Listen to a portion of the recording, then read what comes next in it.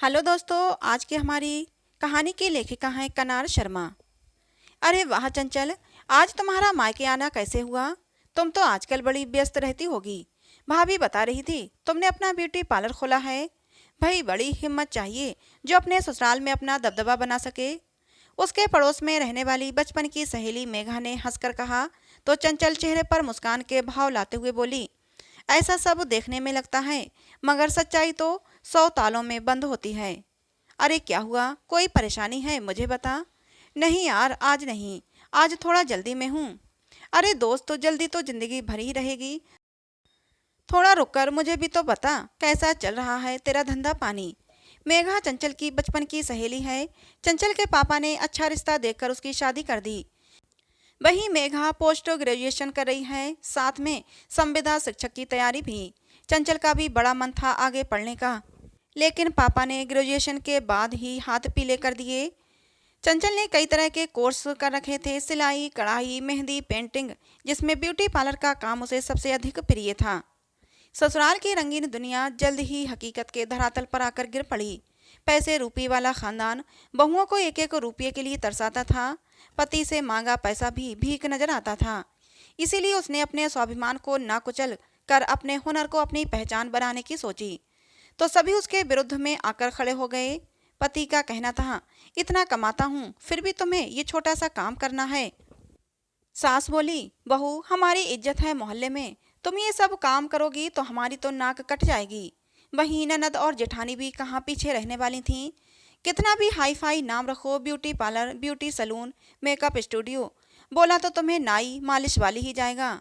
यूं हमारे घर का नाम बदनाम ना करो। हमारे घर की बहू बेटियां काम धंधे नहीं किया करती, वह तो राज रानियां हैं, राज किया करती हैं। चंचल ने इन सबकी बात सुन के अनसुना कर दिया और बरसाती में अपना ब्यूटी पार्लर शुरू किया। अरे मैडम, कहाँ खो गई, मेरी बात का जवाब तो दो। कोई परेशानी है तो बताओ, हो सकता है मैं तुम्हारी समस्या का समाधान बता सकूं। क्या क्या बताऊं यार, लड़ झगड़ के पार्लर शुरू तो कर दिया, मगर सबसे बड़ी चीज है साधन। उसे जुटाने के लिए मुझे पैसा चाहिए था, पति ने देने से मना कर दिया, तो भैया भाभी से उधार लिया और सामान भरा। मगर 6 महीने होते होते सामान तो खत्म हो गया, मगर उतना मुझे रिटर्न नहीं मिला। ऊपर से सास ने बरसाती के कमरे की लाइट का बिल मुझे थमा दिया।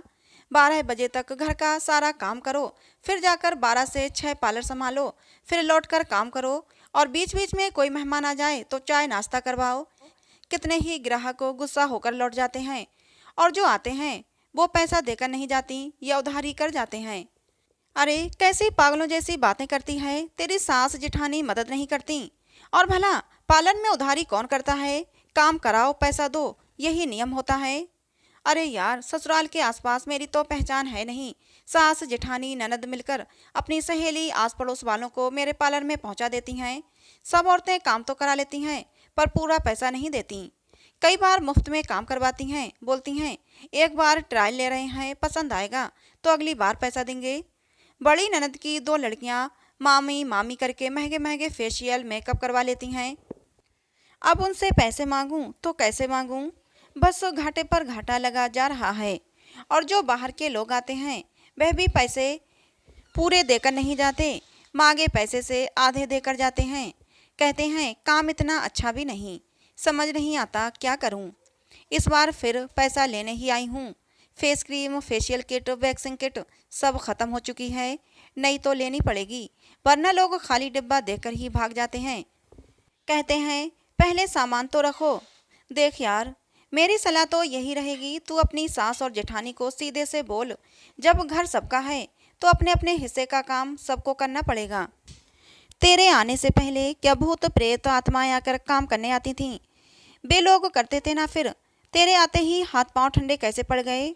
और दूसरा, फ्री की सर्विस बंद कर, एक हेल्पर लड़की रख ले। मेरा तो फायदा हो नहीं रहा, ऊपर से अगर लड़की रख लूंगी तो उसकी तनख्वाह कहाँ से दूंगी?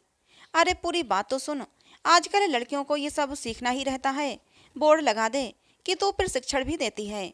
जो भी लड़की आए उससे कहना पैसे नहीं दूंगी, जो भी काम करोगी उसका पूरा पैसा कस्टमर से तुम मांगना, सिर्फ 20% मेहनताना तुम्हें मिलेगा। और तेरे रिश्तेदार परिवार वाले कुछ कहें तो बोलना मैं नहीं ले रही, ये तो इसकी मेहनत का पैसा है तो आप लोगों को देना ही होगा। सच्चाई यही है, आप कोई भी व्यापार दुकानदारी चलाएंगे, आपके अड़ोसी पड़ोसी रिश्तेदार सबसे ज़्यादा मुफ्तखोरी की फिराक में रहते हैं, जिनसे निपटने के लिए हमें कुछ उपाय लगाने ही होते हैं।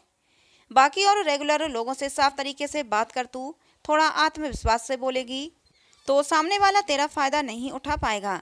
एक बार करके देख, डरती क्यों है?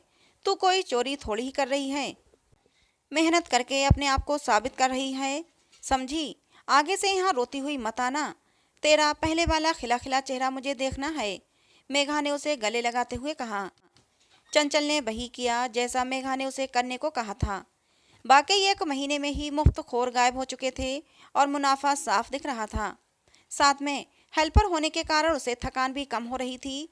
एक दिन सासू माँ अपनी 4-5 सहेलियों को लेकर पार्लर आईं और बोलीं, बहू, कल हम सब सहेलियाँ सुंदर कांड जा रही हैं, जरा हम लोगों की आईब्रो तो बना दे और मेरे बालों में काली मेहंदी लगा दे। चंचल ने सबकी आईब्रो बनवाई और सास के बालों में मेहंदी लगाकर छोड़ दी। सभी जाने लगीं तो हेल्पर बोली, आप लोगों का 500 रुपया हो गया है। आपने आईब्रो बोलकर अपर लिप्स और फोरहेड भी करवाया है। अरे सुषमा, तू तो कह रही थी सब फ्री में हो जाएगा, बहू है अपनी। आंटी जी, मैं फ्री में कर दी थी, लेकिन इस बेचारी बच्ची पर तो दया खाइए, इसकी मेहनत का मेहनताना तो आपको देना ही पड़ेगा। सभी औरतें मुंह बनाकर अपने पर्स से पैसे निकालकर लड़की को पकड़ाकर चली जाती हैं। इस बात पर सुषमा जी गुस्से से लाल पीली हो जाती हैं। तुम्हें शर्म नहीं आई? मेरी 4 सहेलियों के सामने मेरी नाक कटवा दी। तुम हमारा एहसान मानो बहू, जो हम तुम्हें ये छोटा मोटा काम करने देते हैं, वरना हमारे खानदान में तो कोई ऐसे करने की सोच भी नहीं सकता। ऊपर से तुम हमें अकड़ दिखाती हो। माँ जी, मैं अकड़ नहीं दिखा रही, अपनी बात कह रही हूँ। मैं भी इस घर का हिस्सा हूँ, आखिर इसमें एहसान कैसा? आप ही बताइए। अगर मैं अपने काम के पैसे नहीं लूँगी तो बिजली का बिल, आजकल तो आप मुझसे खर्चा अलग मांगती हैं, और इस लड़की का मेहनताना भला कैसे दूंगी?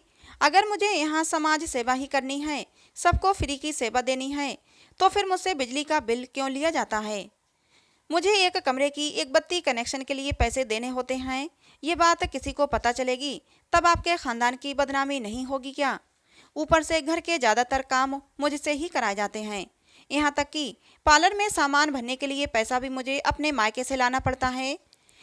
अगर इतने ही खानदानी रईस हैं तो फिर बहुओं को ज़रूरत के वक्त हाथ क्यों फैलाने पड़ते हैं? अगर ये सब बातें घर के बाहर जाएंगी तब भी तो खानदान की इज्जत पर आँच आएगी। चलिए ऐसा ही है तो मैं आज से इस कमरे का भी किराया देती हूँ, मगर घर का कोई काम नहीं करूँगी और मेरी मर्जी आएगी वैसे रहूँगी। जब चाहे पार्लर जाऊँगी, 9 से 7 बजे तक पार्लर खोलूँगी। आपको मंजूर हो तो बात पक्की कर लेते हैं। पहली बार चंचल ने अपनी बात पूरे आत्मविश्वास के साथ अपनी सास के सामने रख दी। हमेशा सुषमा जी अपना रौब जमाती और अपनी बात मनवाती, सोचती थीं बहुएं तो घर में कामवाली की हैसियत से आती हैं, इसीलिए वे अपनी मनमानी करती रहती थीं। मगर आज जब उन्हीं की उछाली गेंद उन्हीं के पाले में आ गिरी तो उसका खौफ उनके चेहरे पर दिखाई दे रहा था। सास बहू की लड़ाई का मजा लेती पास खड़ी बड़ी बहू निशा से बोली, यह मेरा घर है, मेरे हिसाब से चलना होगा, कोई भी शर्तें रखकर इस घर में नहीं रह सकता। सुबह का चाय नाश्ता दोनों बहुएं मिलकर बनाएंगी। बड़ी बहू, तुम कल से दोपहर का खाना, चंचल रात के खाने की व्यवस्था देखेगी, और सहूलियत के हिसाब से तुम दोनों एक दूसरे से अपना काम बदल भी सकती हो, मगर मुझे घर में किचकिच नहीं चाहिए।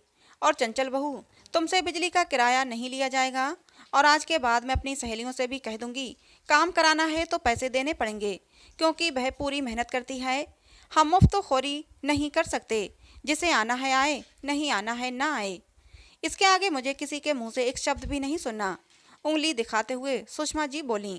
सभी चुपचाप अपने अपने काम पर लग गए। चंचल मन ही मन अपनी परेशानी का हल पाकर खुश थी और अपनी सहेली का शुक्रिया अदा कर रही थी कि उसने सही को सही और गलत को गलत कहने की हिम्मत उसके अंदर भर दी। कुछ दिन बाद मेघा चंचल के पार्लर आई।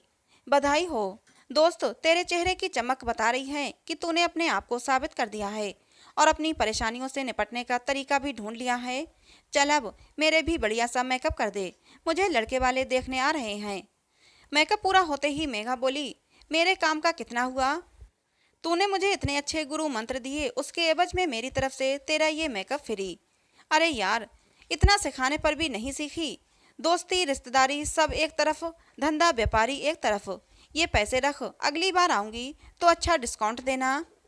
ये बोलकर मेघा अपने घर की तरफ चल दी। चंचल सोच रही थी, कई बार हम समस्याओं को उसके कद से ज्यादा बड़ा समझने लगते हैं, मगर ढूंढा जाए तो उन समस्याओं के समाधान हमारे आसपास ही मिल जाते हैं। तो दोस्तों, ये कहानी आपको कैसी लगी कमेंट करके जरूर बताइएगा। पसंद आई हो तो प्लीज़ लाइक करें, शेयर करें, चैनल को सब्सक्राइब करें। मिलते हैं दोस्तों किसी नई कहानी में।